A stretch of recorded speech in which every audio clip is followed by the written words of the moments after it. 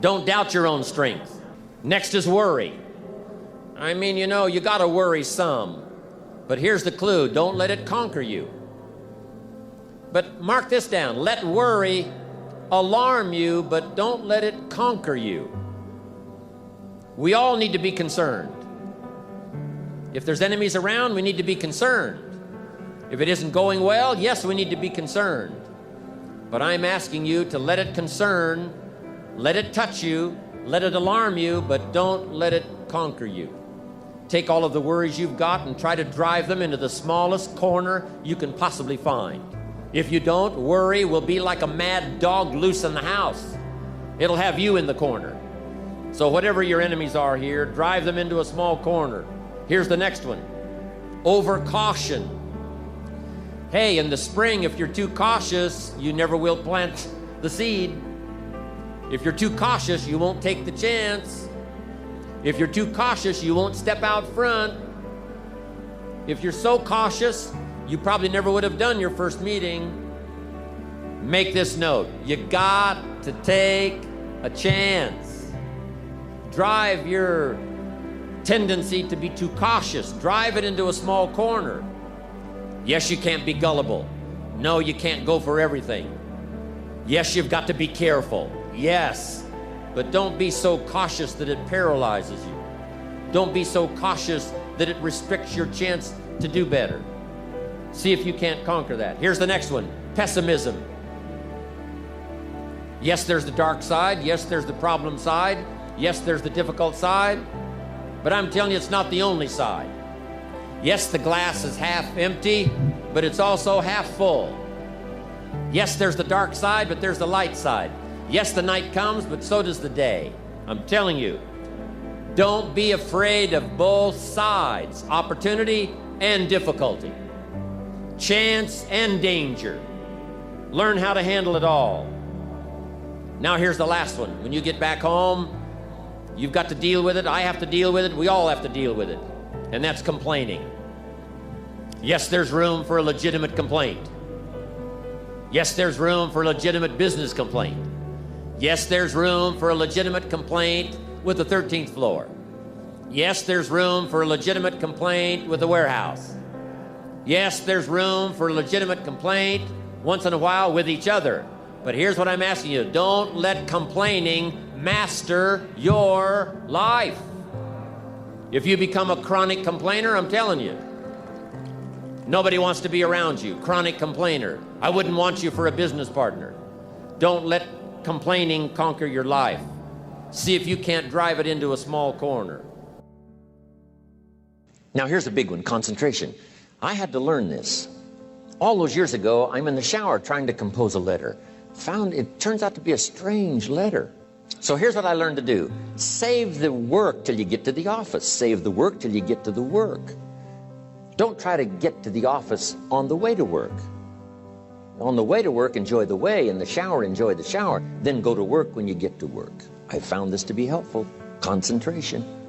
Here's another big one. Learn to say no.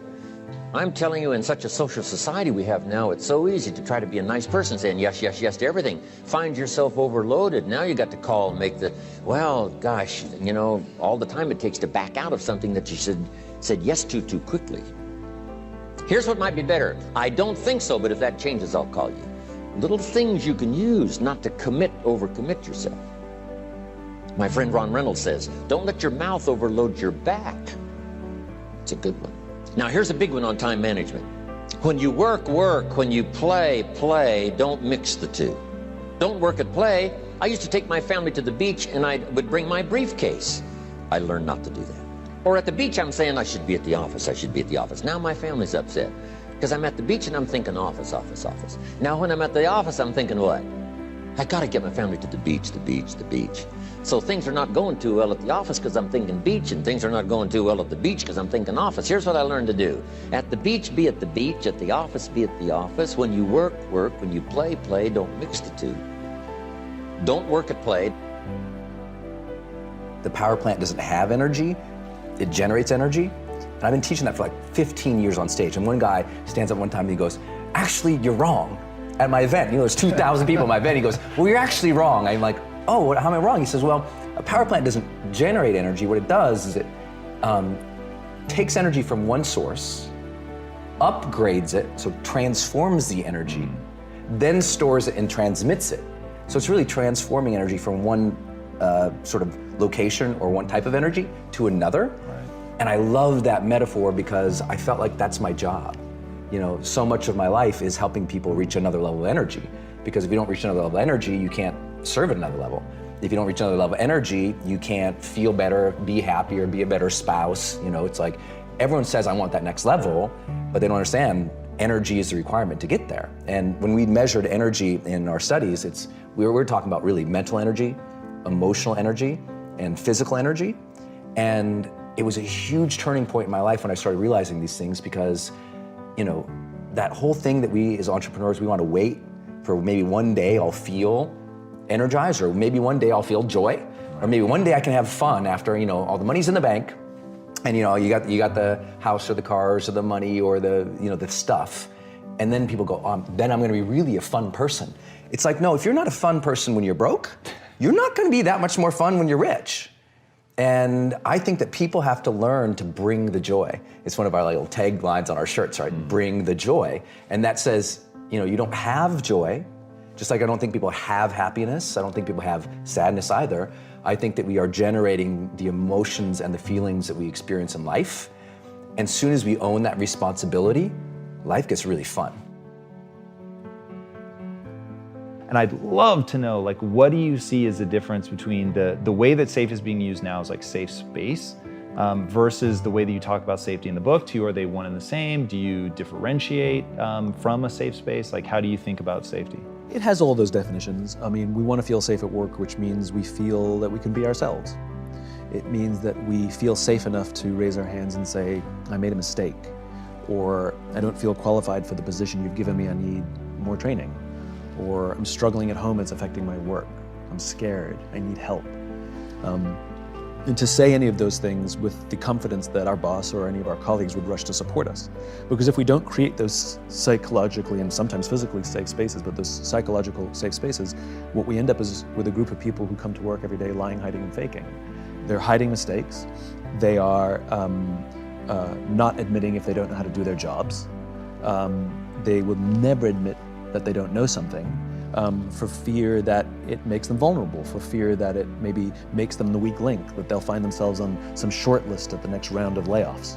The problem is how do you run a successful organization that's supposed to sustain over the long term, thrive over the long term, if people are literally hiding things that go wrong, not admitting that they don't know how to do their jobs, and never admitting they need help? That doesn't last. That doesn't last. And the problem is when someone leads with a finite mindset, where they attempt to incentivize performance. And by the way, you can't incentivize performance, you can only incentivize behavior. Then bad things eventually happen.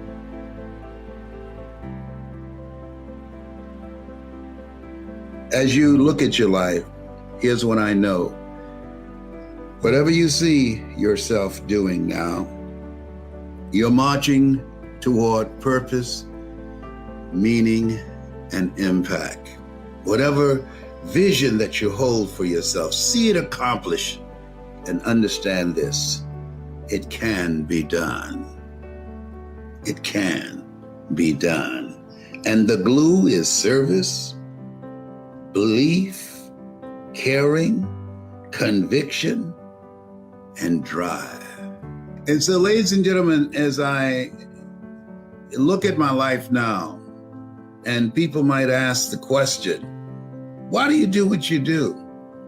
It's because of things that I learned from my mother. The program that I have showcasing methods and techniques and inspirational stories and have it be clean and family friendly, because I know that what we listen to, we turn into. I've been doing this for years and at a time where there's so many speakers out here don't have any sense of decency and shame about the language that we use. We have standards. I got that from my mother. We've been doing this for years, and I never had anything come from my program that I would not be proud for my mother to hear. We don't allow profanity in our programming. Les Brown believes that profanity is the strongest expression of a weak mind. And as we look at ourselves in and out of the pandemic, words have power. Thou shalt decree a thing and it shall be established unto you. The things that you want to do, it can be done. Death and life is in the tongue. And most of us speak death.